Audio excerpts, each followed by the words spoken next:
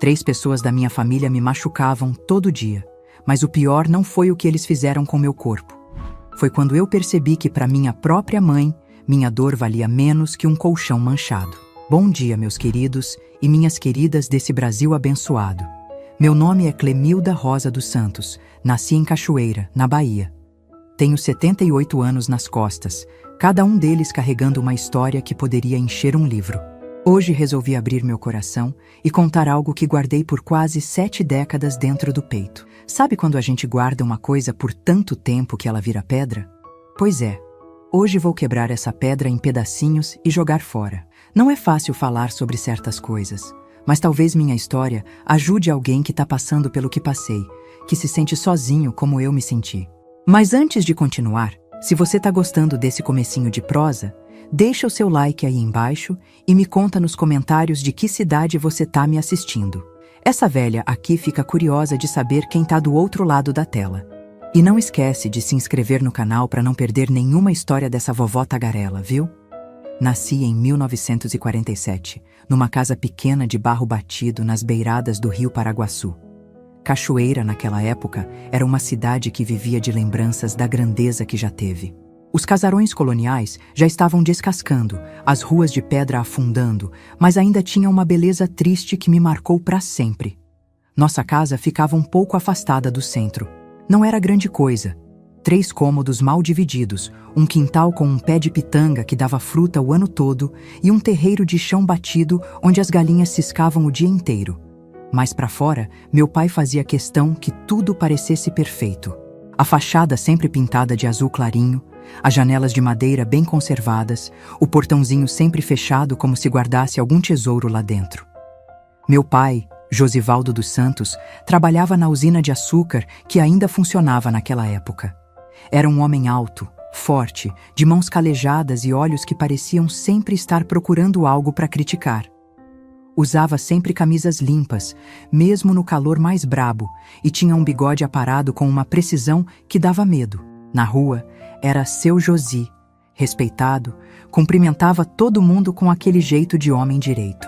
Ia à missa todo domingo, sentava sempre no mesmo banco, cantava os hinos com uma voz que enchia a igreja. Em casa, era outra pessoa.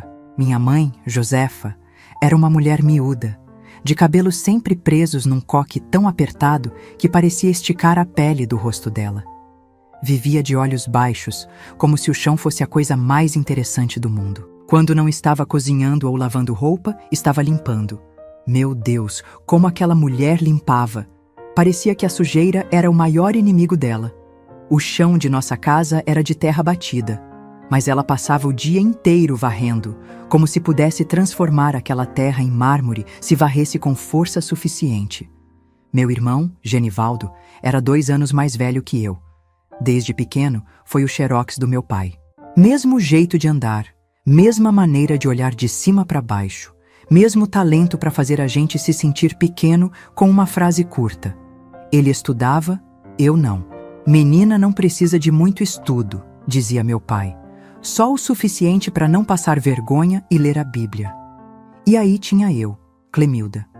Uma menina magricela, de tranças mal feitas e vestidos costurados em casa. Sempre um pouco curtos porque eu crescia rápido e tecido era caro. Na escola, quando ainda me deixavam ir, eu era invisível. Não tinha amigas, não participava das brincadeiras no recreio. Ficava num canto, observando as outras meninas rirem e correrem, e imaginava como seria ter aquela liberdade. Em casa, aprendi desde cedo a fazer o mínimo barulho possível. Andava nas pontas dos pés, falava baixinho, comia sem fazer barulho com os talheres. Qualquer som podia irritar meu pai. Essa menina faz barulho até para respirar, ele reclamava. E quando meu pai reclamava, o que vinha depois nunca era bom. Nossa família era conhecida na cidade como os Santos da Casa Azul. Todo mundo achava que éramos o exemplo de família perfeita. Meu pai na usina, minha mãe cuidando da casa, meu irmão estudando para ser alguém na vida. E eu? Bem, eu sendo uma boa menina que ajudava a mãe e não dava trabalho. Ninguém via o que acontecia quando a porta se fechava. Lembro de um dia, devia ter uns 9 anos, quando a professora pediu pra gente desenhar nossa família. As outras crianças fizeram desenhos coloridos, com sorrisos e corações. Eu desenhei 4 bonecos de palito, todos sérios, separados por um espaço grande entre cada um. A professora chamou minha mãe para conversar sobre o desenho. Dona Josefa, a Clemilda fez um desenho estranho da família. A senhora acha que está tudo bem em casa? Minha mãe sorriu aquele sorriso que não chegava aos olhos. Claro que sim, professora. Clemilda sempre foi uma menina de muita imaginação. Às vezes inventa essas coisas. Quando chegamos em casa, minha mãe rasgou o desenho em pedacinhos na minha frente. Nunca mais faça isso, ela disse. Não com raiva, mas com medo nos olhos. Nunca mais mostre para ninguém o que acontece dentro desta casa. Foi a primeira vez que entendi. O que acontecia em nossa casa era errado. Tão errado que precisava ser escondido. Mas eu ainda não sabia o quanto. Não tínhamos televisão, rádio só às vezes, quando meu pai deixava. A diversão em casa era ouvir as histórias que minha avó contava quando conseguia nos visitar, o que era raro, porque meu pai não gostava muito dela. Vovó Nenzinha era mãe da minha mãe, uma senhora baixinha de cabelos brancos e mãos enrugadas, que sempre cheiravam a erva doce. Ela me contava histórias de encantados, de princesas que fugiam de castelos, de meninas que se transformavam em passarinhos e voavam para longe. Eu bebia cada palavra, imaginando como seria poder virar um passarinho e voar pela janela, longe daquela casa, daquela vida. Vó, essas histórias são de verdade? Perguntei uma vez. Ela segurou minhas mãos entre as dela, olhou fundo nos meus olhos e disse: Minha filha, às vezes a gente precisa acreditar em coisas que não existem para aguentar as coisas que existem. Não entendi na época. Hoje sei exatamente o que ela queria dizer. Na cidade, éramos os santos da Casa Azul. Em casa, éramos estranhos vivendo sob o mesmo teto. Meu pai e meu irmão de um lado, minha mãe tentando agradar os dois, e eu tentando ser invisível. A vida seguia uma rotina previsível. Meu pai saía cedo para trabalhar, voltava na hora do almoço, descansava um pouco e voltava para a usina. Chegava à noite, jantava em silêncio, às vezes saía novamente para encontrar os amigos no bar da esquina. Quando voltava tarde, era quando o medo tomava conta da casa. Minha mãe sabia. O barulho dos passos dele, cambaleantes no caminho de pedra, era o sinal para ela se trancar no quarto e fingir que estava dormindo. Para mim, era o sinal de me esconder debaixo da cama, rezando para que ele não lembrasse que eu existia. Às vezes, as preces eram atendidas. Outras vezes, não. Meu irmão começou a sair com meu pai quando fez 15 anos. Voltavam juntos do bar, os dois cheirando a cachaça barata e fumo de rolo. Foi quando as coisas pioraram. Não era mais só um, eram 2. Um ensinando o outro a ser homem, a mostrar quem mandava na casa e quem mostrava para eles que eram homens. A menina magricela que tinha pavor da própria sombra. Eu não tinha amigas, não tinha ninguém para contar o que acontecia. Na escola, cada vez mais rara para mim, as outras meninas me achavam esquisita. A estranha da Casa Azul, ouvi uma delas dizer uma vez. E era verdade, eu era estranha mesmo. Não sabia brincar, não sabia sorrir de verdade, não sabia como ser uma criança normal. O que eu sabia era sobreviver. Sabia quais tábuas do assoalho rangiam, por onde passar sem fazer barulho. Sabia identificar o humor do meu pai pelo jeito que a porta batia quando ele chegava. Sabia me fazer pequena, quase inexistente, quando sentia que o perigo estava próximo. Eita, gente! Tô aqui falando e quase esqueço de dizer, se você tá gostando dessa história, por mais triste que seja, deixa um comentário dizendo de onde você é. Essa velha aqui fica curiosa. Será que tem alguém me assistindo lá do sul? Do norte? Diz aí nos comentários. E aproveita para deixar o like e se inscrever no canal. Prometo que apesar do começo difícil, essa história tem coisas importantes para ensinar. Voltando. Quando eu tinha uns 12 anos, começaram a acontecer coisas no meu corpo. Coisas que ninguém tinha me explicado, que me assustavam. Minha mãe, quando viu o sangue na minha calcinha pela primeira vez, só me deu uns panos e disse: "Agora você é moça. Tem que ter ainda mais cuidado." Não explicou com o que eu devia ter cuidado. Mas eu sabia. O jeito como meu pai e meu irmão começaram a me olhar diferente me dizia tudo o que eu precisava saber. Nossa casa tinha paredes finas, de taipa. Dava para ouvir tudo. À noite, às vezes ouvia meus pais conversando. Ou melhor, meu pai falando e minha mãe respondendo com monossílabos. Aquela menina tá ficando igual a sua irmã, ele dizia. Minha tia Dalva, que tinha fugido de casa aos 16 anos com um músico que passava pela cidade. Nunca mais tínhamos ouvido falar dela. Tem que botar rédea curta, senão qualquer dia foge com o primeiro que passar na rua. Sim, Josi, minha mãe respondia. Sempre sim, sempre concordando. Tô vendo o jeito que os homens olham para ela na rua. Ainda vão dizer que não soube criar minha filha direito. E assim, o cerco foi se fechando. Não podia mais ir à escola. Já sabe ler e escrever, para que mais? Não podia ir à missa. Homem nenhum vai respeitar mulher que fica se mostrando por aí. Não podia nem sentar na porta de casa para sentir o vento da tarde. Meu mundo foi ficando cada vez menor, até caber apenas naqueles 3 cômodos da Casa Azul. Fora, as pessoas deviam pensar que eu tinha desaparecido, ou que tinha ido trabalhar em outra cidade, ou sabe-se lá o quê. Ninguém perguntava. Em Cachoeira, naquela época, o que acontecia dentro de uma casa era problema apenas de quem vivia nela. Foi nessa época que comecei a ter um sonho recorrente.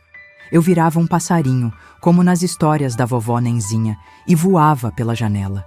Subia, subia, até Cachoeira ficar pequena lá embaixo, até a Casa Azul ser apenas um pontinho que eu mal podia ver.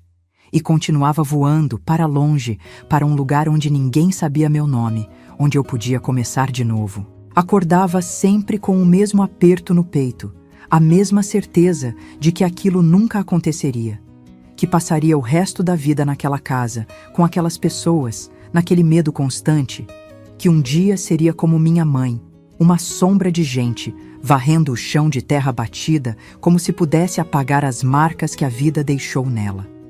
Até que uma noite, quando eu tinha 13 anos, tudo mudou para sempre. Meu pai e meu irmão voltaram do bar mais cedo que o normal. Minha mãe já estava trancada no quarto, fingindo dormir como sempre fazia. Eu estava no meu cantinho, um pedaço da sala separado por um lençol pendurado, que era o que eu chamava de quarto. Ouvi os passos deles, diferentes do normal. Não eram cambaleantes como de costume, eram decididos, e vinham na minha direção. O que aconteceu naquela noite é algo que tentei esquecer por décadas. Às vezes consigo, por dias, semanas, até meses, mas sempre volta, em pesadelos, em flashbacks quando ouço um barulho parecido, quando sinto um cheiro que me lembra daquela noite. O que posso dizer é que, quando finalmente me deixaram sozinha, eu estava deitada no colchão fino que era minha cama, olhando para o teto de palha, sentindo uma dor que ia muito além do físico. Estava sangrando, tremendo, em choque. Pensava que ia morrer ali mesmo, e por um momento, até desejei que isso acontecesse. Foi quando ouvi a porta se abrir. Virei a cabeça com dificuldade e vi a silhueta da minha mãe contra a luz fraca do lampião. Por um instante, uma fagulha de esperança acendeu dentro de mim. Minha mãe ia me ajudar. Ia me limpar, me confortar, talvez até me levar para longe dali. Ela se aproximou, olhou para mim por um momento, depois desviou os olhos para o colchão manchado de sangue. E o que ela disse naquela noite marcou minha alma de um jeito que nenhuma violência física jamais conseguiria. Pelo amor de Deus, olha essa sujeira. Limpe isso agora, antes que manche o colchão novo. Foi naquele momento que eu soube. Para minha própria mãe, eu valia menos que um colchão. Minha dor, minha dignidade, minha vida inteira, tudo isso valia menos que um objeto que ela podia comprar na feira por alguns cruzeiros. Naquela noite, algo morreu dentro de mim, mas algo também nasceu. A certeza de que um dia, de algum jeito, eu sairia daquela Casa Azul. Nem que fosse como passarinho, nem que fosse voando para longe, para bem longe, onde ninguém pudesse me alcançar. Depois daquela noite, me olhei no pedaço de espelho quebrado que guardava escondido e não reconheci mais quem era. Os olhos que me encaravam de volta pareciam os de uma pessoa muito mais velha. Uma menina de 13 anos com alma de anciã, carregando um peso que nenhuma criança deveria carregar. As palavras da minha mãe ecoavam na minha cabeça toda vez que eu fechava os olhos. Limpe isso agora, antes que manche o colchão novo, como se o sangue que escorria entre minhas pernas fosse uma simples sujeira qualquer, como se o que tinha acontecido comigo fosse menos importante que um pedaço de espuma coberto de tecido. Limpei tudo como pude naquela noite. Minhas mãos tremiam tanto que derramei água no chão de terra batida, criando uma lama que grudou nos meus pés descalços. Usei um pedaço de pano velho molhado na bacia que usávamos para tudo, desde lavar louça até tomar banho. A dor entre minhas pernas era como fogo, mas a dor dentro do peito queimava muito mais. Na manhã seguinte, acordei com o corpo dolorido, a cabeça pesada e uma certeza nova. Eu estava completamente sozinha neste mundo. Olhei pela fresta da janela e vi que o céu estava carregado, cinzento, como se até mesmo Deus tivesse virado as costas para a cachoeira naquele dia. Minha mãe estava na cozinha, pilando café no pilão de madeira, com aquele ritmo monótono que marcava nossos dias. Pum, pum, pum. Nem olhou para mim quando entrei. Era como se eu fosse um fantasma, uma presença que ela preferia não enxergar. Tem angu na panela. Foi tudo que disse, sem levantar os olhos do pilão. Servi um pouco do angu frio num prato rachado e comia em silêncio. Cada movimento doía, não só no corpo, mas na alma. A comida tinha gosto de nada. Me perguntei se algum dia sentiria gosto de novo em qualquer coisa. Meu pai e meu irmão tinham saído cedo para a usina. Agradeci em silêncio por isso. Não sabia como olharia para eles depois do que aconteceu. Não sabia se conseguiria ficar no mesmo espaço que eles, sem gritar até perder a voz. Nos dias que se seguiram, uma nova rotina se estabeleceu em nossa casa. Uma rotina silenciosa, baseada em olhares desviados e palavras não ditas. Minha mãe continuava varrendo o chão que nunca ficaria limpo. Meu pai e meu irmão continuavam saindo de manhã e voltando à noite. E eu aprendi a me esconder melhor. Descobri que o pé de pitanga no quintal tinha galhos fortes que suportavam meu peso magro. Quando sentia que a tempestade se aproximava, quando ouvia os passos deles voltando do bar, quando sentia o cheiro de cachaça no ar, subia naquela árvore e ficava lá, quietinha entre as folhas, até o perigo passar ou até o sono me vencer. Foi numa dessas noites, escondida no alto do pé de pitanga, que vi algo que nunca esqueci. Minha mãe saiu para o quintal, sozinha, quando todos pensavam que ela estava dormindo. Olhou para o céu estrelado por um tempo, depois se ajoelhou na terra e começou a chorar. Um choro silencioso, de ombros tremendo e mãos apertando o próprio peito. Chorou por quase 1 hora, ali sozinha no escuro, sem fazer um único som. Pela primeira vez, senti algo parecido com pena dela. Percebi que ela também era prisioneira daquela casa, daquela vida. A diferença é que ela tinha escolhido suas correntes, ou pelo menos aceitado que alguém as colocasse em seus pulsos. Eu não aceitaria as minhas. Naquela mesma noite, entre os galhos da pitangueira, fiz uma promessa para as estrelas. Um dia eu sairia daquela casa. Não sabia como, nem para onde, mas sairia. E nunca, jamais, permitiria que alguém me fizesse sentir que valia menos que um colchão novamente. Comecei a planejar minha fuga, mesmo sem saber exatamente o que isso significava. Tinha 13 anos, nenhum dinheiro, nenhum lugar para ir. O máximo que tinha saído de cachoeira foi uma vez, aos 7 anos, quando meu pai nos levou até Feira de Santana para visitar um parente. Lembrava vagamente de ruas movimentadas, de gente andando depressa, de uma sensação de vastidão que me assustou e fascinou ao mesmo tempo. A ideia de fugir para uma cidade grande como Salvador me aterrorizava quase tanto quanto a ideia de ficar. Mas precisava começar de algum jeito. Comecei juntando moedas que encontrava esquecidas pela casa. Um vintém aqui, outro ali. Guardava tudo num buraco que cavei debaixo da pitangueira, embrulhado num pedaço de pano. Passaram-se semanas, depois meses. A rotina seguia a mesma. Durante o dia, era como se nada tivesse acontecido. Meu pai voltava para almoçar, comia em silêncio, depois tirava um cochilo na rede da varanda. Meu irmão, cada vez mais parecido com ele, começou a trazer amigos para casa. Rapazes barulhentos que me olhavam de um jeito que me fazia gelar por dentro. As noites eram as piores. Nem sempre conseguia escapar para o pé de pitanga. Às vezes, a chuva forte me obrigava a ficar dentro de casa. Às vezes, meu pai trancava a porta dos fundos, como se soubesse do meu esconderijo. Nessas noites, tudo o que podia fazer era me encolher no meu cantinho, rezar baixinho e esperar que esquecessem de mim. Nem sempre esqueciam.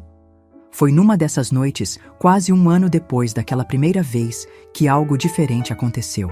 Meu pai e meu irmão tinham saído para o bar como de costume. Minha mãe estava na cozinha, arrumando as panelas com aquele cuidado obsessivo que tinha com as coisas da casa. Eu estava no meu canto, remendando uma blusa velha, quando ouvi uma batida na porta da frente. Visitas eram raras em nossa casa, especialmente à noite. Minha mãe foi atender, limpando as mãos no avental como se a pessoa pudesse ver a sujeira imaginária que ela sempre combatia. Era a tia Dalva. Minha tia que tinha fugido com um músico quase 20 anos atrás, que nunca mais tínhamos visto, que era mencionada em casa apenas como exemplo do que acontece com mulheres sem vergonha. Estava ali, parada na nossa porta, com uma maleta pequena na mão e um vestido colorido que parecia fora de lugar em Cachoeira. "Boa noite, Josefa", ela disse, a voz mais firme do que eu imaginava. Minha mãe ficou paralisada por um momento, como se tivesse visto um fantasma. Depois, olhou rapidamente para trás, para ter certeza de que meu pai não estava por perto. "O que você está fazendo aqui, Dalva?", sussurrou, quase com medo. "Vim ver mamãe. Soube que ela não está bem.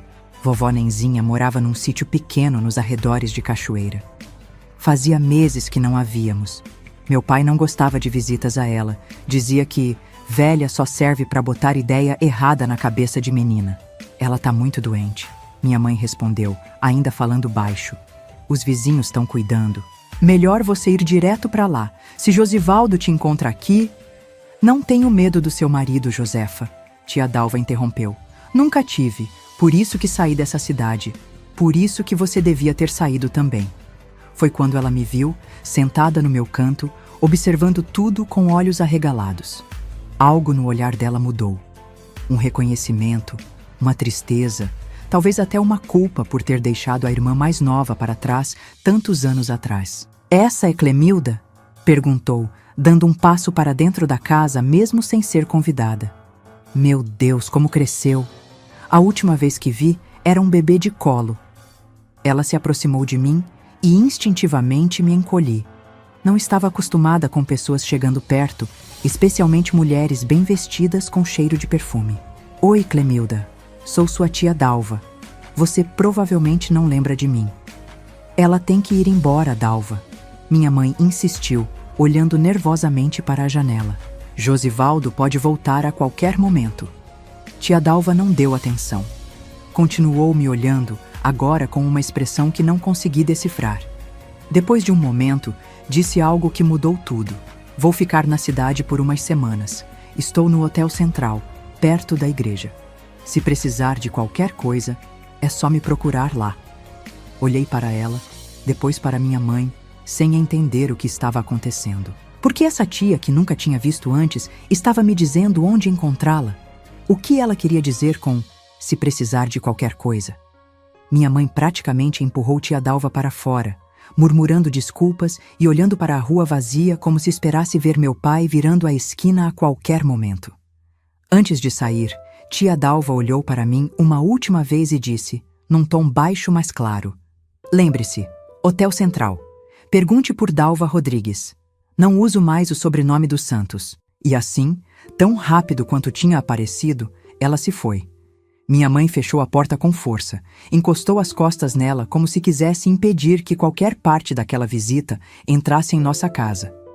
"Esquece o que você viu", disse sem olhar para mim. "Esquece o que ela disse. Sua tia sempre foi o problema da família. Não quero você tendo ideia de seguir os passos dela." Mas era tarde demais. A semente já tinha sido plantada. Havia um mundo lá fora. Havia uma mulher que tinha escapado de Cachoeira, que tinha deixado para trás o nome dos Santos, que usava vestidos coloridos e perfume. Uma mulher que não tinha medo de Josivaldo. Naquela noite, não dormi. Fiquei deitada olhando para o teto de palha, pensando no Hotel Central, em tia Dalva, em possibilidades que nunca tinha considerado antes. Meu pequeno tesouro enterrado sob a pitangueira não seria suficiente para uma passagem de ônibus até Salvador, mas talvez fosse o bastante para me levar até o Hotel Central para descobrir o que minha tia Dalva tinha a dizer. Quando finalmente adormeci, não sonhei com passarinhos voando para longe. Sonhei com portas se abrindo. Os dias seguintes foram diferentes. Havia uma energia nova dentro de mim, um propósito. Observei a rotina da casa com olhos mais atentos, procurando padrões, momentos em que poderia sair sem ser notada. Comecei a guardar pequenas coisas que poderia levar comigo. Um pente quebrado, um lenço que tinha sido da vovó Nenzinha, a agulha e linha que usava para remendar roupas. Minha mãe parecia nervosa, mais agitada que o normal. Limpava a casa com ainda mais fúria, como se quisesse apagar qualquer vestígio da visita de tia Dalva. Meu pai não parecia ter notado nada diferente, graças a Deus. Continuava sua rotina de sempre. Usina, almoço, usina, bar, casa. Foi numa terça-feira, quase 2 semanas depois da visita de tia Dalva, que a oportunidade surgiu.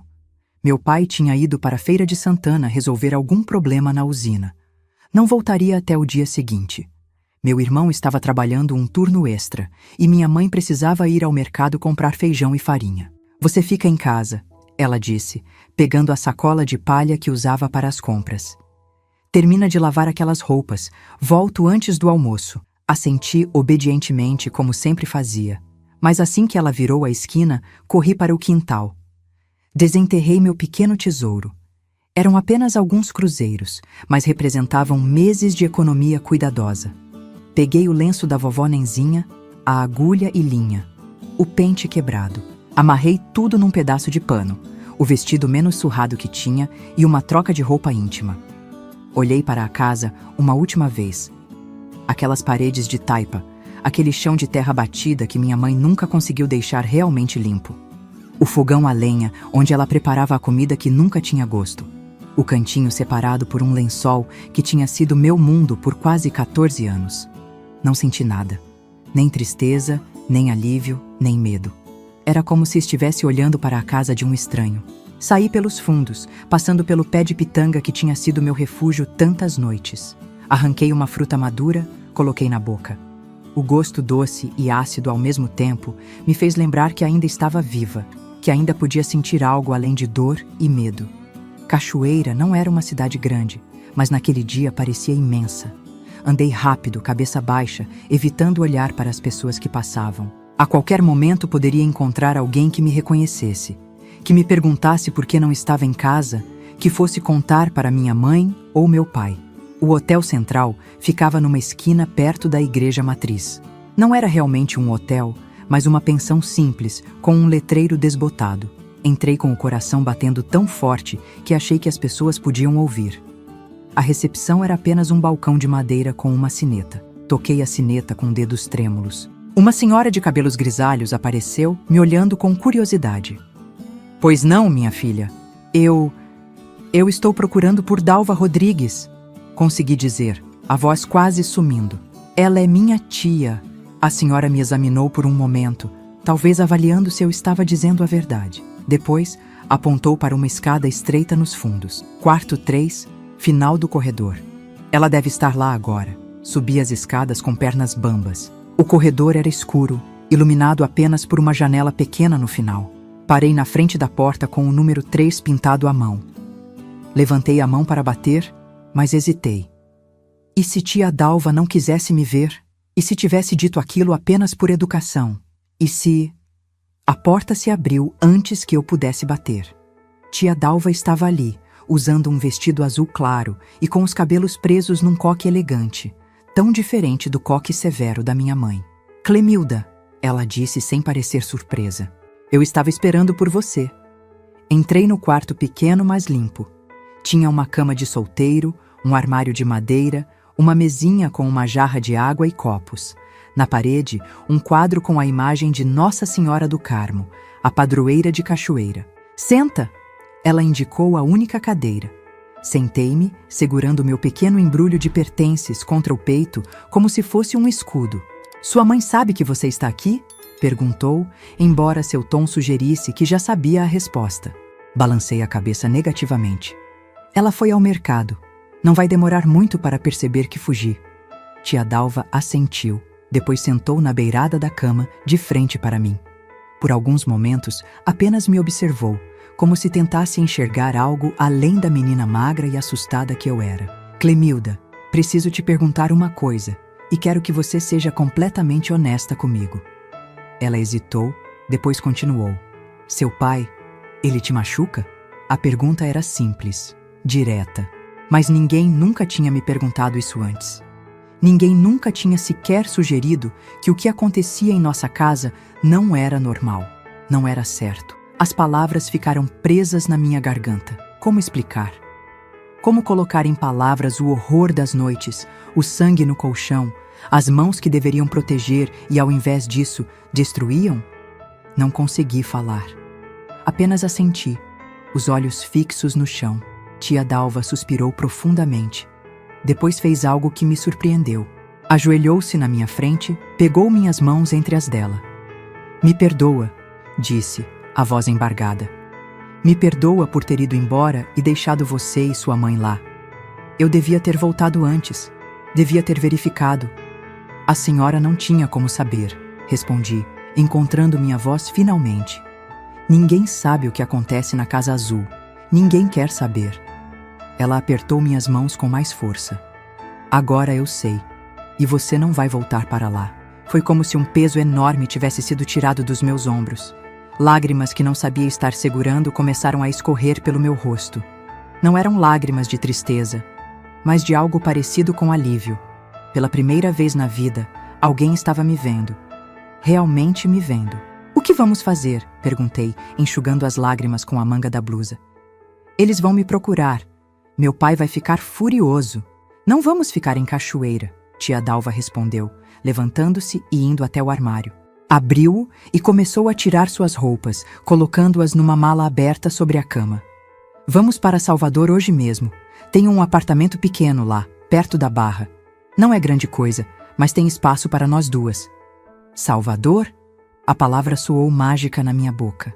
A capital, a cidade grande, o lugar que só conhecia por histórias. A senhora mora em Salvador? Sim, já faz muitos anos. Trabalho numa loja de roupas no centro. O dono, seu Alberto, é um bom homem. Tenho certeza que ele pode te arranjar algo quando for um pouco mais velha. Por enquanto você vai estudar. Completar pelo menos o primário. Estudar. A palavra era quase tão mágica quanto Salvador. Fazia anos que não pisava numa escola. A ideia de voltar a aprender, de ter livros, cadernos, lápis de cor talvez, me encheu de uma excitação que nunca tinha sentido antes. Tia Dalva continuou arrumando suas coisas, falando sobre Salvador, sobre seu apartamento, sobre como eu iria gostar do mar. Eu apenas ouvia, tentando absorver aquela mudança repentina, aquela possibilidade de futuro que nunca tinha ousado imaginar. Quando ela terminou de arrumar a mala, sentou-se novamente ao meu lado. Tem um ônibus para Salvador às 2 da tarde. Se sairmos agora, pegamos sem problema. Mas antes, Clemilda, preciso ter certeza. É isso mesmo que você quer? Vir comigo? Deixar Cachoeira para trás? Olhei para ela, para aquela mulher que mal conhecia, mas que estava oferecendo a única coisa que eu sempre quis. Uma saída. Uma porta aberta. Uma chance. Sim, respondi sem hesitação. É tudo que eu quero.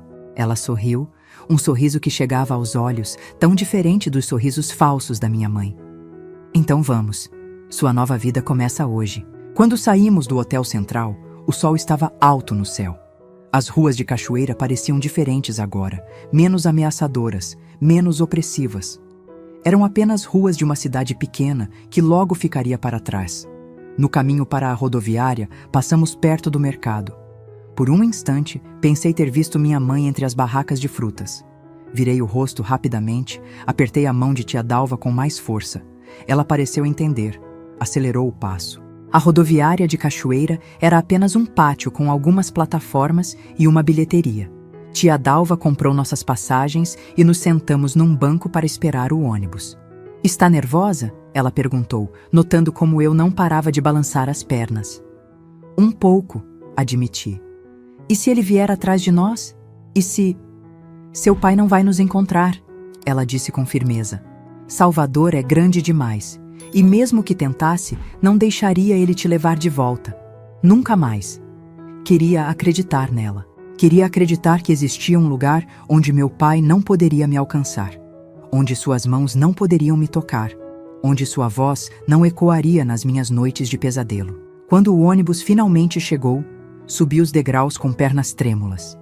Sentei na janela, com tia Dalva ao meu lado. Enquanto o motor roncava e o veículo começava a se mover, olhei pela última vez para a cidade que tinha sido minha prisão por quase 14 anos.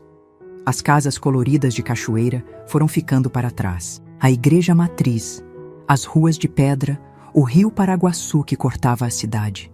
Em algum lugar lá estava a Casa Azul, com seu quintal onde um pé de pitanga crescia forte, onde um pequeno tesouro agora esquecido permanecia enterrado. Não senti tristeza ao ver tudo desaparecer. Senti algo diferente, algo que demorei a reconhecer porque nunca tinha sentido antes. Esperança. Vai ficar tudo bem agora, tia Dalva disse, colocando a mão sobre a minha.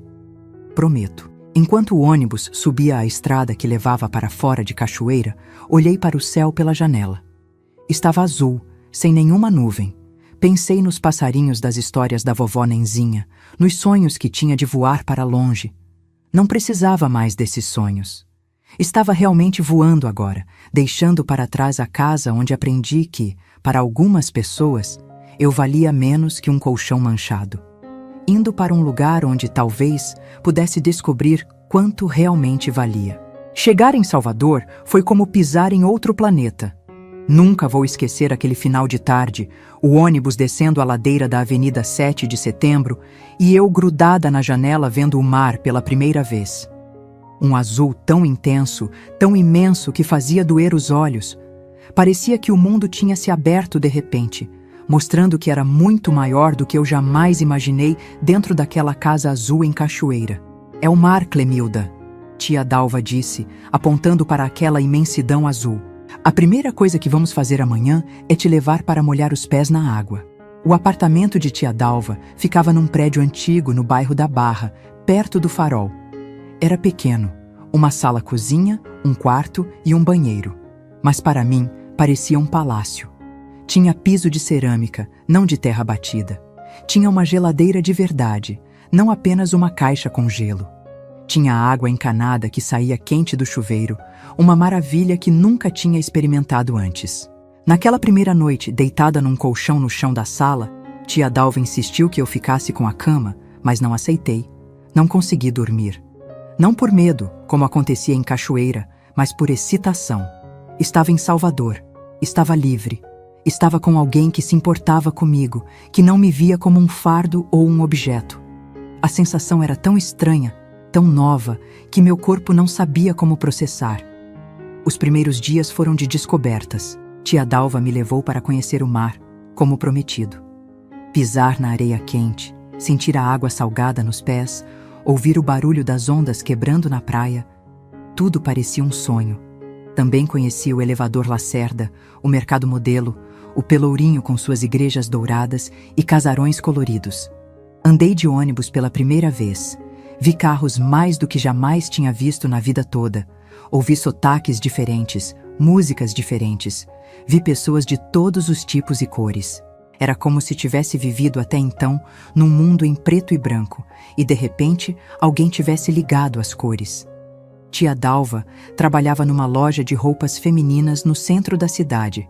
O dono, seu Alberto, era um senhor português já de idade, com cabelos brancos e um sotaque carregado que me fazia sorrir. Ele tinha uma filha da minha idade que já morava em Portugal. Então, me tratava com uma gentileza especial, quase paternal. "Essa menina precisa estudar, Dalva", ele disse um dia, quando tia Dalva me levou à loja. "Uma moça esperta como ela, sem estudo, é um desperdício." E assim, apenas 2 semanas depois de chegar a Salvador, me vi matriculada numa escola pública perto de casa. Estava muito atrasada para minha idade. Com quase 14 anos, só tinha completado o 2º ano primário, antes que meu pai me tirasse da escola em Cachoeira. Fui colocada numa turma com crianças de 9 e 10 anos, o que era humilhante, mas não me importei. Estava estudando de novo. Tinha cadernos novos, lápis coloridos, livros. Podia aprender, crescer, sonhar. As primeiras semanas na escola foram difíceis.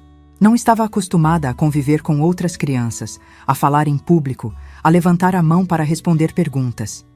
Minha timidez era tão grande que as professoras achavam que eu tinha algum problema. Uma delas chegou a perguntar à tia Dalva se eu era normal. Ela é mais normal do que muita gente que conheço, tia Dalva respondeu, com aquela firmeza que eu admirava tanto. Só precisa de tempo e paciência. E tempo foi o que tive.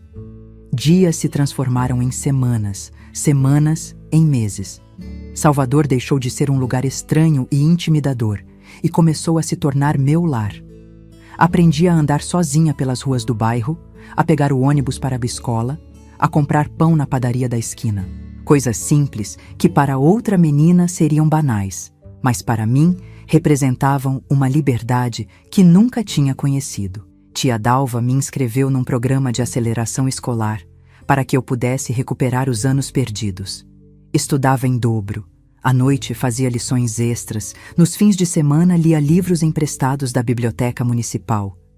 Descobri que adorava aprender, que minha mente era como uma esponja sedenta por conhecimento. Em especial, me apaixonei por história e geografia. Saber sobre lugares distantes, tempos antigos, me fazia sentir parte de algo maior que minha própria vida pequena.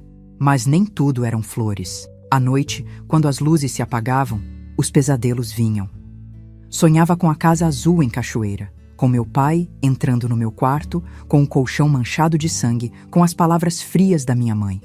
Acordava gritando, suada, o coração batendo tão forte que parecia que ia explodir. Tia Dalva sempre vinha me acudir nesses momentos. Sentava ao meu lado, afagava meus cabelos, cantava baixinho até que eu me acalmasse. Nunca perguntava sobre os pesadelos, esperava que eu falasse quando estivesse pronta. E por muito tempo não estive. Como falar sobre o horror? Como colocar em palavras o que tinha vivido? As marcas que ficaram não eram apenas na alma, mas no corpo também. Tinha cicatrizes que não podia explicar, dores que vinham e iam sem motivo aparente. Os médicos que tia Dalva me levou disseram que eu tinha problemas de saúde, eufemismo para as consequências do abuso prolongado. 6 meses depois de chegar a Salvador, recebi uma notícia que mudou tudo novamente. Vovó Nenzinha tinha falecido. Tia Dalva recebeu um telegrama de um vizinho do sítio onde ela morava. Morreu dormindo, pacificamente, segundo o vizinho. Não tivemos coragem de voltar à Cachoeira para o enterro. O medo de encontrar meu pai, minha mãe, meu irmão, era grande demais. Em vez disso, tia Dalva levou flores ao mar e as jogou nas ondas. Para que cheguem até ela onde quer que esteja, explicou.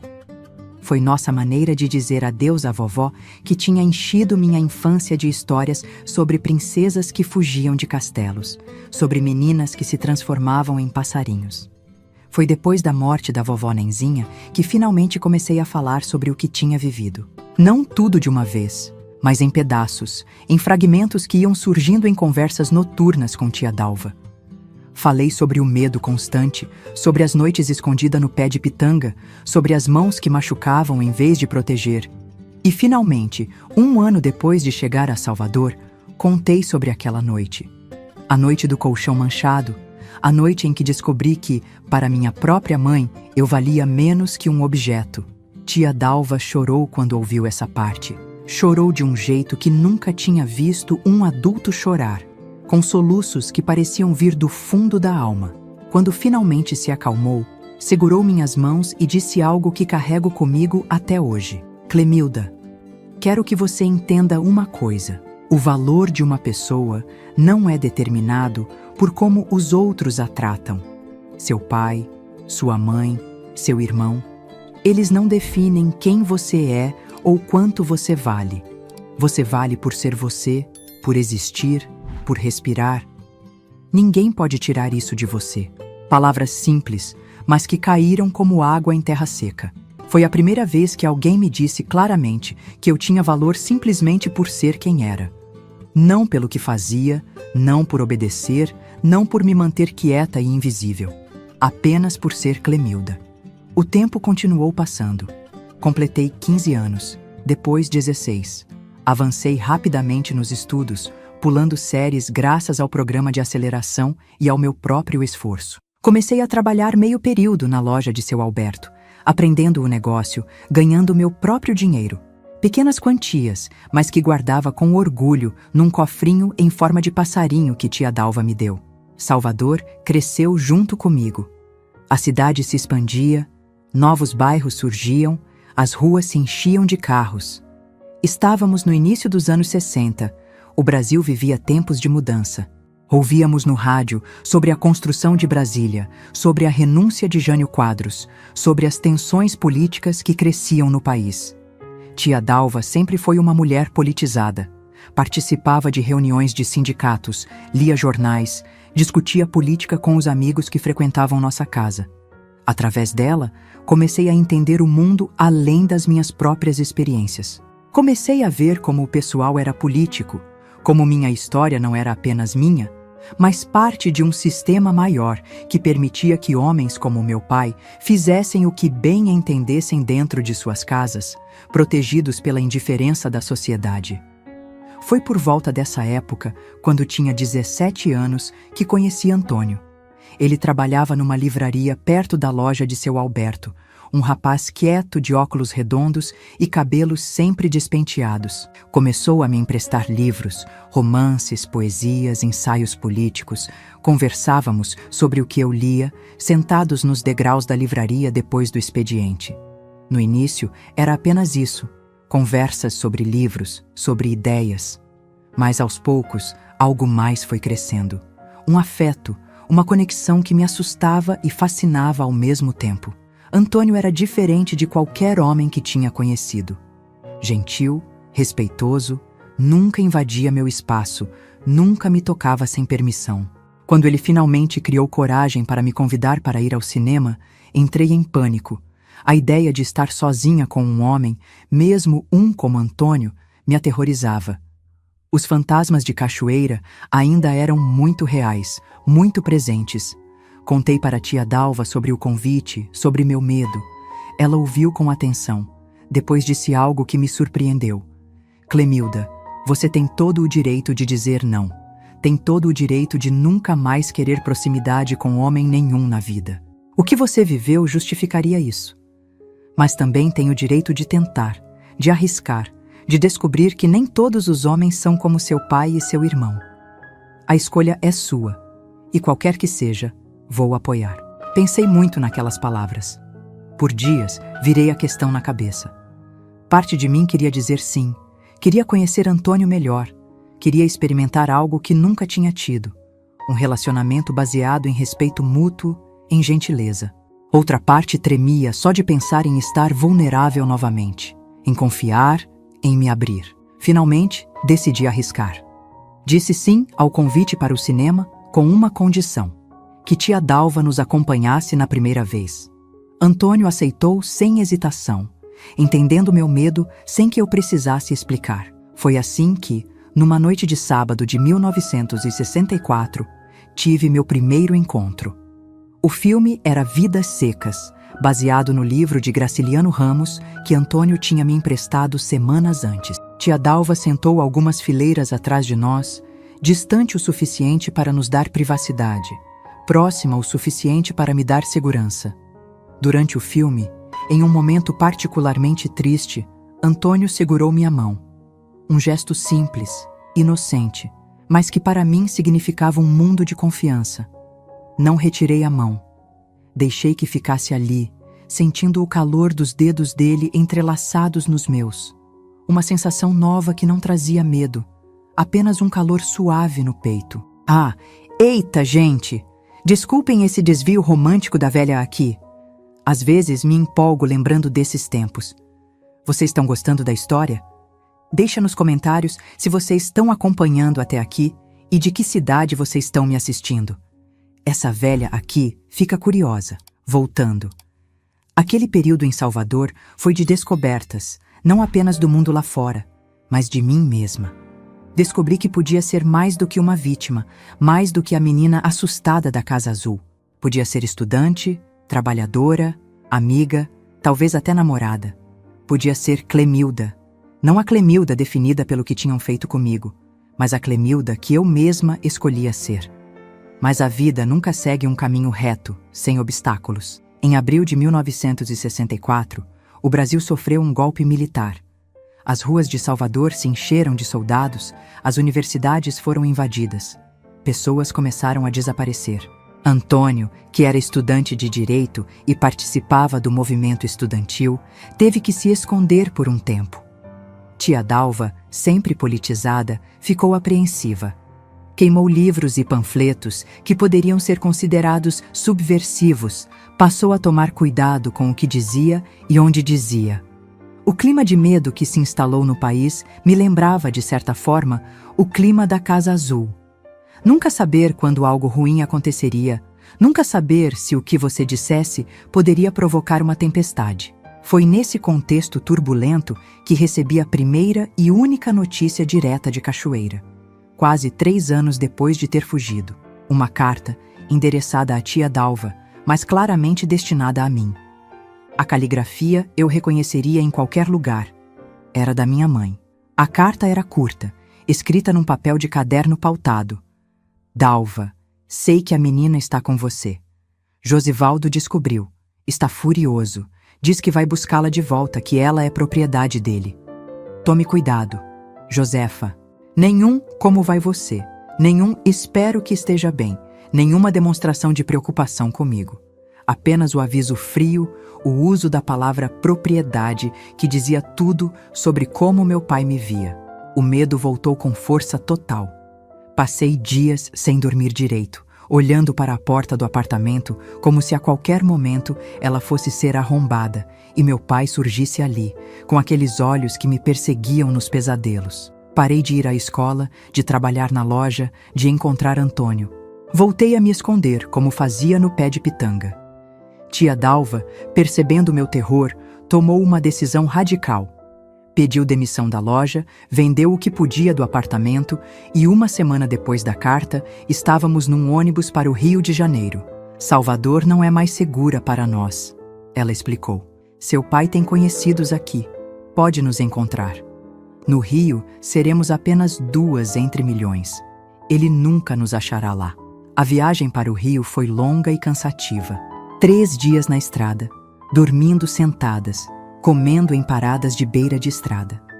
Mas cada quilômetro que nos afastava de Salvador, e por extensão, de Cachoeira, era 1 quilômetro a mais de segurança. Chegamos ao Rio num domingo de manhã. A cidade era ainda maior, ainda mais intimidadora que Salvador. Montanhas imponentes, praias lotadas, arranha-céus que faziam doer o pescoço de tanto olhar para cima. O sotaque das pessoas era diferente, o ritmo da vida mais acelerado, o calor mais abafado. Tia Dalva tinha uma amiga que morava em Copacabana, Dona Berenice, que nos acolheu nas primeiras semanas. Era um apartamento minúsculo, onde dormíamos em colchões no chão da sala. Mas era seguro, era longe de Cachoeira. Era um novo começo. Encontrar trabalho foi mais difícil no Rio. Tia Dalva finalmente conseguiu uma vaga como vendedora numa loja de departamentos no centro da cidade. O salário era menor que em Salvador, as condições piores, mas era o que tínhamos. Eu, com quase 18 anos, também precisava trabalhar. Os estudos ficariam em segundo plano por um tempo. A sobrevivência vinha primeiro. Consegui um emprego como balconista numa padaria, perto de onde morávamos. Acordava às 4 da manhã, voltava no final da tarde com cheiro de fermento impregnado nas roupas e farinha até nos cabelos. Depois de 2 meses na casa de Dona Berenice, conseguimos alugar um quarto e cozinha nos fundos de uma casa em Botafogo. Era apertado, com um banheiro que dividíamos com outros inquilinos, mas era nosso espaço. Compramos aos poucos o básico: um fogão de 2 bocas, uma geladeira pequena que fazia um barulho estranho, 2 camas de solteiro. A vida no Rio era dura, mas livre. Livre do medo constante, livre da sombra do meu pai, livre das memórias que cada canto de Salvador tinha começado a acumular. Era um recomeço completo, numa cidade onde ninguém nos conhecia, onde podíamos ser quem quiséssemos. Sentia a falta de Antônio, das nossas conversas sobre livros, do toque suave da mão dele na minha. Trocamos algumas cartas nos primeiros meses, mas a distância e as circunstâncias foram esfriando o que mal tinha começado a florescer. A última carta que recebi dele contava que tinha sido aceito na Universidade de São Paulo, que ia se mudar para lá, que talvez um dia nossos caminhos se cruzassem novamente. No Rio, com 18 anos recém-completados, comecei a construir uma nova identidade. Não era mais apenas a menina que fugiu da Casa Azul, a sobrevivente.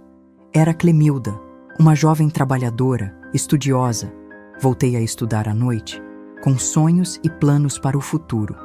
Um desses sonhos era ter meu próprio negócio um dia. Algo pequeno, talvez, mas meu. A ideia começou a formar-se enquanto trabalhava na padaria. Observava como tudo funcionava, como os clientes vinham não apenas pelo pão, mas pelo café, pelo bate-papo, pelo ambiente acolhedor. Tia Dalva apoiava meus sonhos, como sempre. "Você tem cabeça boa para negócios, Clemilda", dizia. "Lembra como organizou as prateleiras na loja de seu Alberto? Como ele sempre elogiava seu jeito com os clientes? Vai dar certo, você vai ver." Os anos no Rio passaram rapidamente. O trabalho duro, os estudos noturnos, a luta diária para economizar cada centavo que pudéssemos. Mudamos para um apartamento um pouco maior em Botafogo, com um quarto para cada uma. Tia Dalva conseguiu um emprego melhor numa loja de tecidos finos em Copacabana. Eu continuava na padaria, agora como gerente, responsável por toda a operação do turno da manhã. Foi no Rio também que conheci Jorge, um rapaz que trabalhava entregando pão para a padaria. Era mais velho que eu, tinha 25 anos quando nos conhecemos. Um homem simples, trabalhador, com um sorriso fácil e olhos gentis. Começamos a conversar durante as entregas. Depois ele passou a me esperar no final do expediente, me acompanhava até o ponto de ônibus. A sombra de cachoeira ainda pairava sobre mim. Ainda tinha pesadelos, ainda ficava tensa quando um homem se aproximava demais, ainda tinha dias em que não suportava ser tocada. Mas Jorge era paciente, respeitava meus limites, nunca me pressionava por nada. Nosso namoro foi lento, cauteloso. Levei quase um ano para permitir mais que beijos e abraços. Jorge nunca reclamou, nunca exigiu explicações que eu não estava pronta para dar. Aceitava meus silêncios, minhas hesitações, meus momentos de retraimento. Tia Dalva gostava dele. "É um homem decente", ela dizia. "Do tipo que constrói, não que destrói." Quando completei 21 anos, em 1968, Jorge me pediu em casamento. Fiquei em pânico inicialmente. Casar significava viver com um homem, dormir na mesma cama, estar vulnerável de uma forma que jurei nunca mais estar. Pedi tempo para pensar, e ele respeitou, como sempre. Foi uma decisão difícil que passou por muitas conversas com tia Dalva, muitas noites de insônia, muitas lágrimas derramadas lembrando do passado. Mas finalmente decidi que não podia deixar que o que aconteceu na Casa Azul determinasse toda a minha vida. Não podia deixar que meu pai, mesmo à distância, continuasse controlando minhas escolhas, meus medos, meus limites. Disse sim a Jorge, com algumas condições. Que tia Dalva viveria conosco, pelo menos no início. Que teríamos quartos separados até que eu me sentisse pronta para mais. Que ele prometesse nunca, jamais, levantar a voz ou a mão para mim, não importa o motivo. Ele aceitou tudo, sem questionar. "Só quero você na minha vida, Clemilda", disse simplesmente. "Do jeito que você puder estar." Nos casamos numa cerimônia pequena no cartório, apenas com tia Dalva e alguns amigos como testemunhas. Nada de igreja, nada de festa. Não tínhamos dinheiro para isso, e eu não fazia questão. O importante era o compromisso, a promessa mútua de cuidado e respeito. Alugamos um apartamento pequeno em Botafogo, com 2 quartos, um para nós, outro para tia Dalva. Como prometido, Jorge nunca me pressionou. Dormíamos em camas separadas no mesmo quarto, um arranjo que muitos achariam estranho, mas que para nós funcionava. Foi apenas 6 meses depois do casamento que finalmente me senti pronta para uma intimidade maior. Não foi fácil. Os fantasmas de cachoeira apareciam nos momentos mais inesperados, fazendo meu corpo congelar, minha mente entrar em pânico. Mas Jorge era paciente, gentil, sempre me dando controle sobre o que acontecia, quando acontecia, como acontecia. Aos poucos, descobri que intimidade podia ser algo bonito, prazeroso, baseado em confiança mútua. Que meu corpo, aquele mesmo corpo que tinha sido violado tantas vezes, podia ser fonte de sensações boas, de conexão genuína com alguém que realmente se importava comigo. Foi como uma cura lenta, gradual, dos ferimentos invisíveis que carregava. Não uma cura completa. Algumas cicatrizes nunca desaparecem totalmente, mas uma reconciliação com meu próprio ser, uma recuperação do controle sobre minha vida, meu corpo, minha história. A vida seguiu seu curso. Continuei trabalhando na padaria, agora como gerente geral. Jorge foi promovido a supervisor de entregas da panificadora que abastecia várias padarias da Zona Sul. Tia Dalva continuava na loja de tecidos, mas já falava em se aposentar, em voltar para a Bahia. Não para Cachoeira, nunca para lá, mas talvez para Salvador, de onde guardava boas lembranças. O sonho de ter meu próprio negócio continuava vivo. Junto com Jorge, economizávamos cada centavo que podíamos. O plano era abrir uma pequena quitanda, vendendo frutas, verduras e produtos básicos. Algo simples para começar, que pudéssemos expandir com o tempo. Em 1970, nosso sonho finalmente começou a se materializar. Encontramos um ponto comercial pequeno, numa rua movimentada de Botafogo. O aluguel era alto, mas a localização compensava. Com nossas economias e um empréstimo que Jorge conseguiu com seu patrão, abrimos a Quitanda Clemilda. O início foi difícil, como todo começo de negócio. Trabalhávamos de sol a sol, eu na frente atendendo clientes, Jorge nos fundos organizando estoque e fazendo entregas. Mas aos poucos, fomos conquistando a clientela local. Meu jeito atencioso com os clientes, lembrando nomes, perguntando sobre a família, sugerindo produtos, fazia diferença. As pessoas voltavam, traziam amigos, espalhar a palavra. Em 1972, tia Dalva decidiu voltar para Salvador. Foi uma despedida dolorosa. Ela tinha sido minha salvadora, minha família, meu porto seguro por quase 10 anos. Mas entendia seu desejo de voltar para a cidade que amava, agora que eu estava estabelecida, casada, com meu próprio negócio. Você conseguiu, Clemilda, ela me disse no aeroporto, segurando minhas mãos como fez tantas vezes ao longo dos anos. Olha só para você, forte, independente, dona do seu próprio caminho. Estou tão orgulhosa da mulher que você se tornou. Chorei muito naquele dia, vendo o avião decolar, levando a pessoa que tinha arriscado tudo para me salvar. Mas não era um adeus definitivo. Prometemos nos visitar regularmente, manter contato por cartas e telefonemas. A vida seguiu seu curso, com altos e baixos como toda a vida. A quitanda prosperou. Conseguimos comprar o ponto alguns anos depois. Expandimos para produtos de mercearia, depois para um pequeno café no fundo da loja. Eu e Jorge trabalhávamos lado a lado, construindo não apenas um negócio, mas uma vida juntos. Nunca tivemos filhos. Os médicos disseram que os abusos que sofri na adolescência tinham deixado sequelas que tornavam a gravidez difícil, arriscada. No início, isso me entristeceu profundamente. Parecia que meu pai e meu irmão continuavam a tirar coisas de mim, mesmo depois de tantos anos, mesmo a quilômetros de distância. Mas com o tempo, aceitei essa realidade. A quitanda se tornou nossa filha, o negócio que criamos e nutrimos juntos.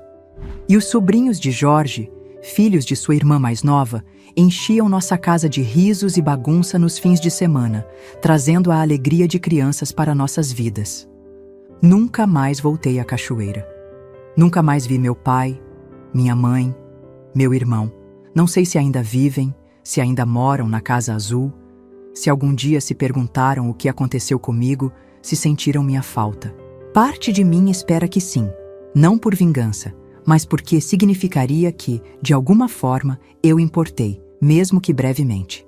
Tia Dalva me contou, anos depois de voltar para Salvador, que ouviu rumores sobre a família dos Santos da Casa Azul, que o filho mais velho tinha se tornado igualzinho ao pai, beberrão e violento, que a mãe tinha envelhecido antes do tempo, ainda varrendo o chão de terra batida como se pudesse transformá-lo em mármore, que o pai tinha morrido de cirrose, sozinho num leito de hospital, sem ninguém para segurar sua mão. Não senti nada ao ouvir essas notícias. Nem alegria, nem tristeza, nem alívio, nem remorso. Era como ouvir sobre personagens de um livro que li há muito tempo. Um livro que não me interessa mais reler. Os anos foram passando. O Brasil mudou, o Rio mudou, eu mudei. Vivemos a ditadura, a abertura política, a volta da democracia.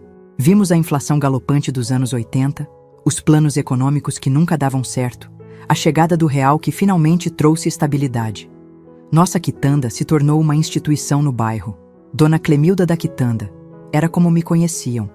As crianças que atendi nos primeiros anos se tornaram adultos que traziam seus próprios filhos para comprar frutas e saborear o café que Jorge preparava com tanto carinho. Tia Dalva faleceu em 1998, pacificamente, durante o sono. Fui a Salvador para o funeral. Reencontrei velhos amigos, visitei lugares que tinham sido importantes para mim. Mas não senti mais aquela conexão com a cidade. Meu lar era o Rio agora. Tinha sido por mais de 30 anos. Jorge se foi em 2010, vítima de um câncer no pâncreas que o consumiu rapidamente. Foi a perda mais dolorosa da minha vida adulta. O homem que tinha me mostrado que amor podia ser gentil, que intimidade podia ser segura, que um casamento podia ser uma parceria de iguais, não uma prisão. Continuei com a quitanda por mais alguns anos, depois decidi vender. Estava cansada, com mais de 60 anos nas costas, pronta para desacelerar. Comprei um apartamento pequeno, mas confortável em Copacabana, perto da praia. Nas manhãs, caminho pela orla, observo o mar que me encantou quando cheguei ao Rio, tantas décadas atrás. Às vezes, quando o vento sopra de certo jeito, sinto o cheiro de pitangas maduras. Lembro do pé no quintal da Casa Azul, dos galhos que me acolheram em tantas noites de terror. Penso na menina que fui, magricela, assustada, convencida de que não valia nem mesmo o preço de um colchão. E olho para a mulher que me tornei. Uma mulher que construiu uma vida digna.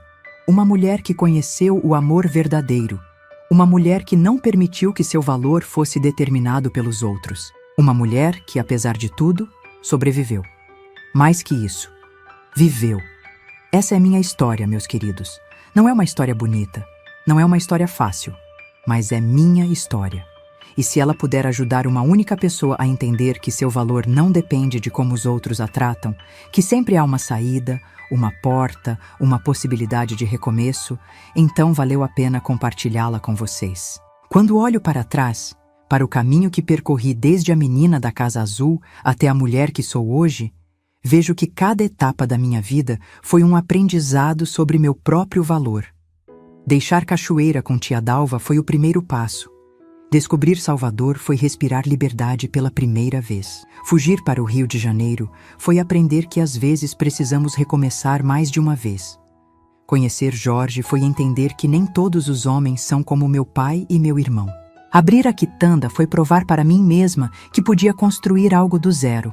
Cada tijoinho dessa construção me ajudou a entender que meu valor não estava no que os outros diziam sobre mim. Não estava nas palavras frias da minha mãe sobre o colchão manchado. Não estava nos olhares de desprezo do meu pai. Meu valor estava em mim mesma, na minha capacidade de sobreviver, de recomeçar, de construir, de amar apesar das cicatrizes. Tia Dalva foi a primeira pessoa a me mostrar isso. Você vale por ser você, por existir, por respirar. Ninguém pode tirar isso de você, ela me disse uma vez. Palavras que carreguei comigo como um talismã nos momentos mais difíceis. Jorge reforçou essa lição, com seu amor paciente, seu respeito pelos meus limites, sua crença inabalável nas minhas capacidades. Nossa quitanda se tornou mais que um negócio. Foi a prova concreta dessa reconstrução. As pessoas não vinham apenas pelas frutas frescas ou pelo café gostoso que Jorge preparava nos fundos. Vinham porque sentiam algo especial naquele lugar. O cuidado, o respeito, a atenção genuína que dávamos a cada cliente. Tratávamos todos como pessoas de valor, porque tínhamos aprendido o quanto isso importa. Não tivemos filhos biológicos, é verdade. Os médicos confirmaram o que eu já temia. Os abusos sofridos na adolescência tinham deixado marcas físicas permanentes. No início, isso me entristeceu profundamente. Parecia que meu pai e meu irmão continuavam a tirar coisas de mim mesmo anos depois, mesmo a quilômetros de distância. Eles não só roubaram meu passado, desabafei com Jorge numa noite entre soluços. Roubaram meu futuro também. Não, Clemilda, seu futuro é seu. Sempre foi, sempre será. Ele respondeu com aquela sabedoria simples que sempre me surpreendia. E podemos construir uma família de muitas maneiras. E assim fizemos. Nossa família acabou sendo os jovens que trabalhavam conosco na quitanda, muitos deles nordestinos recém-chegados ao Rio. Os sobrinhos de Jorge que enchiam nossa casa de alegria nos fins de semana. Os clientes idosos que não tinham mais família e encontravam em nós um apoio, uma conversa amiga, um ouvido atento para suas histórias. Após a morte de Jorge, em 2010, o luto foi profundo, mas diferente do que senti quando perdi tia Dalva. Não menos doloroso, mas mais sereno. Tinha tido tempo para me preparar, para dizer tudo o que precisava dizer, para agradecer por cada momento. E tinha os filhos e netos que a vida nos deu. Não de sangue, mas de coração. Hoje, aos 78 anos, sentada na varanda do meu apartamento em Copacabana, olhando para o mar que me fascinou desde a primeira vez que o vi ao chegar a Salvador, sinto uma paz que nunca imaginei possível para aquela menina aterrorizada da Casa Azul.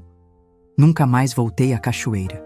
Nunca mais vi meu pai, minha mãe, meu irmão. Soube por outros que meu pai morreu de cirrose, sozinho num leito de hospital. Que minha mãe continuou na Casa Azul, cada vez mais curvada, cada vez mais silenciosa, varrendo o mesmo chão de terra batida até o fim. Que meu irmão seguiu os passos do pai em tudo, na usina, na bebida, na violência. Não senti nada ao ouvir essas notícias. Era como ouvir sobre personagens de um livro que li há muito tempo, um livro que não me interessa mais reler. A menina que não valia um colchão se transformou numa mulher que construiu uma vida inteira baseada em valor.